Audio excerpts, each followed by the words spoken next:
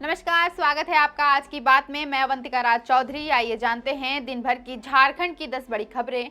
और cover story में आज बात करेंगे धनबाद में एक ही दिन पीएम और सीएम की होगी सभा और वहां फूके जाएंगे चुनावी बिगुल। तो चलिए शुरू करते हैं।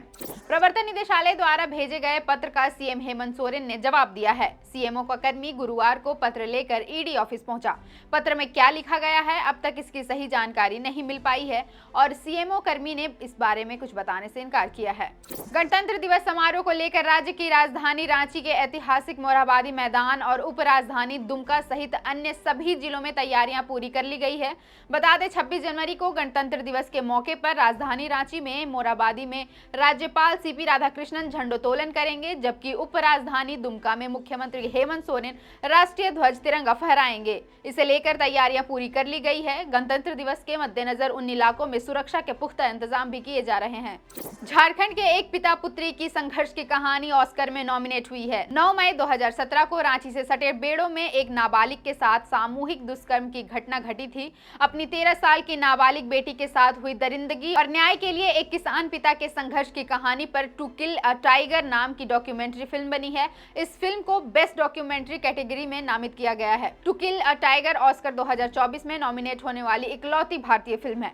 बिहार की सियासत में लगातार एक के बाद एक अपडेट सामने आ रहे हैं। ताजा मामला फिर से सीएम नीतीश कुमार को लेकर है। दरअसल बिहार के सीएम नीतीश कुमार अगले महीने की 4 तारीख यानी 4 फरवरी को झारखंड आने वाले थे, जहां रामगढ़ में उनकी रैली थी। लेकिन अब नीतीश कुमार का झारखंड दौरा रद्द कर दिया गया है। नीतीश कुमार ने इस रैली को रद्द करने का बड़ा फैसला लिया है। कैबिनेट ने केंद्र प्रायोजित प्रधानमंत्री ग्राम सड़क योजना के फेज 1, फेज 3 एवं एक अन्य योजना के तहत भारत सरकार द्वारा स्वीकृत पथों एवं पुलों में 19 पथों तथा 12 पुलों के निर्माण के लिए 166.1 करोड़ की योजना को पुनरीक्षित करते हुए 208.47 करोड़ रुपए की प्रशासनिक स्वीकृति दी है। कैबिनेट ने निर्णय लिया है कि इस कारण से अतिरिक्त 42.37 करोड़ रुपए को राज्यांश मद से व्यय करने की स्वीकृति दी गई है। इसके साथ ही ग्रामीण कार्य विभाग के अधीन MIS कार्यों के लिए संविदा पर एक पद के लिए सृजन का निर्माण किया गया है। राज्यपाल सीपी राधाकृष्णन गुरुवार को रांची यूनिवर्सिटी के आर्यभट्ट सभागार में एक कार्यक्रम में हिस्सा लेने पहुंचे थे। इस दौरान उन्होंने CRPF के खिलाफ दर्ज FIR पर बड़ा बयान दिया है, जिसमें उन्होंने कहा कि CRPF के खिलाफ FIR दर्ज करवाने का एक्शन गलत है। उन्होंने कहा कि CM हाउस के पास JMM के कार्यकर्ता हंगामा क्यों कर रहे थे और वहां CRPF को आने की जरूरत ही क्यों पड़ी। गौरतलब है कि CRPF के IG कमांडेंट व 500 अज्ञात जवानों के खिलाफ रांची के गोंदा थाना में प्राथमिकी दर्ज कराई गई है। सदर CO मुंशीराम की शिकायत पर यह प्राथमिकी दर्ज की गई है। 20 जनवरी को ईडी की सीएम हेमंत सोरेन से आवास में पूछताछ के दौरान CRPF के जवानों की मौजूदगी मामले में FIR दर्ज कराई गई है। राजधानी में जाम ऐसी समस्या है जिससे हर दिन लोग जूझते हुए परेशान होते हैं। स्थिति यह है कि ट्रैफिक व्यवस्था दिन ब दिन ध्वस्त रहती है। ट्रैफिक सिग्नल के बाद भी लोगों को ना तो जाम से मिलती है और ना ही व्यवस्था सुधरी है। इसको लेकर रांची की ट्रैफिक व्यवस्था को सुधारने के लिए एक बार फिर से पुलिस ने नई पहल शुरू कर दी है। ट्रैफिक व्यवस्था और जाम से राहत देने के लिए सिटी SP के नेतृत्व में अभियान चलाया जा रहा है। महात्मा गांधी मार्ग पर चलाए जा रहे विशेष अभियान नो पार्किंग में खड़ी वाहनों और अतिक्रमण करने वालों के खिलाफ रांची पुलिस सख्त हो रही है। अब पुलिस अवैध पार्किंग और अतिक्रमण करने वालों के खिलाफ कार्रवाई कर रही है और जुर्माना भी लिया जा रहा है। झारखंड राज्य विद्युत नियामक आयोग की ओर से नई बिजली दरें घोषित की जानी है। नियामक आयोग की ओर से जन सुनवाई की प्रक्रिया पूरी कर ली गई है। दिसंबर में नियामक आयोग ने JBVNL से जन सुनवाई के दौरान मिली आपत्ति और सुझाव पर जवाब मांगा था, लेकिन इसमें से कुछ बिंदुओं का जवाब JBVNL ने आयोग को दे दिया था, जबकि अन्य बिंदुओं पर JBVNL जल्द आयोग को जवाब देगा। सलाहकार समिति की बैठक आयोजित करने के बाद आयोग की ओर से नई दरें घोषित की जाएंगी।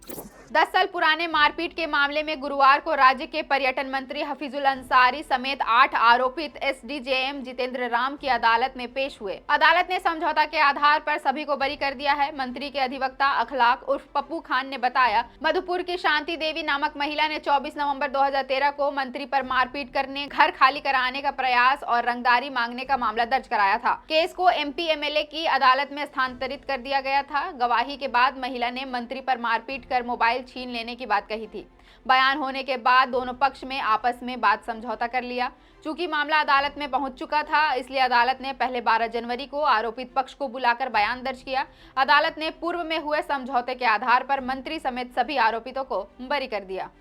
झारखंड का धनबाद जिला अचानक से राजनीति का सेंटर बनता दिख रहा है। 4 फरवरी को प्रधानमंत्री नरेंद्र मोदी धनबाद आ रहे हैं। इसी दिन मुख्यमंत्री हेमंत सोरेन की भी धनबाद में सभा है। एक ही दिन में पीएम और सीएम दोनों जनसभा कर अपनी राजनीतिक शक्ति का प्रदर्शन करेंगे। आज कवर स्टोरी में इसी पर करेंगे बात।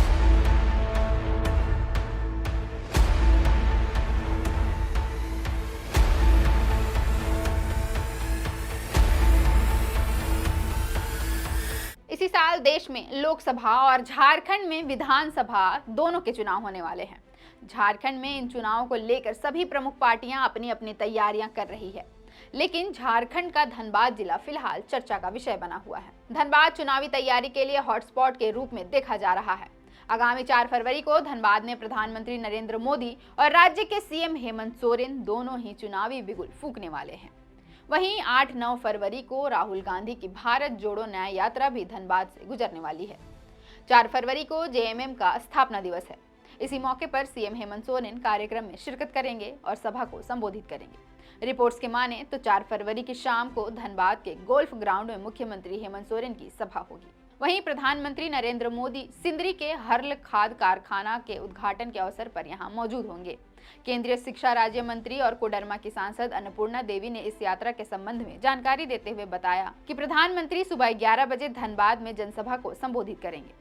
वहीं फरवरी में ही कांग्रेस की भारत जोड़ो न्याय यात्रा धनबाद में प्रवेश करेगी। दैनिक भास्कर में छपी रिपोर्ट के अनुसार झारखंड कांग्रेस के प्रदेश अध्यक्ष राजेश ठाकुर ने राहुल गांधी की न्याय यात्रा को लेकर कहा कि रूट चार्ट अभी तैयार हो रहा है। 9 या 10 फरवरी को यात्रा धनबाद में प्रवेश करेगी। यात्रा के दौरान राहुल गांधी धनबाद में लोगों को संबोधित करेंगे। धनबाद, गिरिडीह, राजमहल, हजारीबाग, रांची, खूंटी, जमशेदपुर समेत 8 से 10 लोकसभा क्षेत्रों में यह यात्रा जाएगी। धनबाद में बन रहे इस राजनीतिक घमासान को देखते हुए धनबाद में पुलिस प्रशासन अलर्ट मोड पर आ गई है।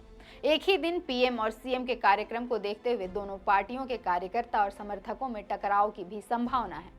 धनबाद पुलिस और प्रशासन के ऊपर 4 फरवरी को विधि व्यवस्था बनाए रखने की बड़ी जिम्मेदारी है। फिलहाल के लिए इतना ही। इस तरह की खबरों के लिए जुड़े रहे हमारे साथ, देखते रहें thefourthpillar.news।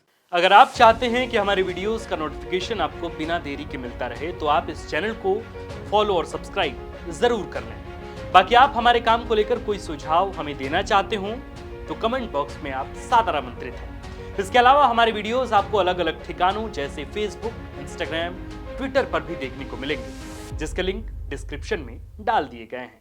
शुक्रिया।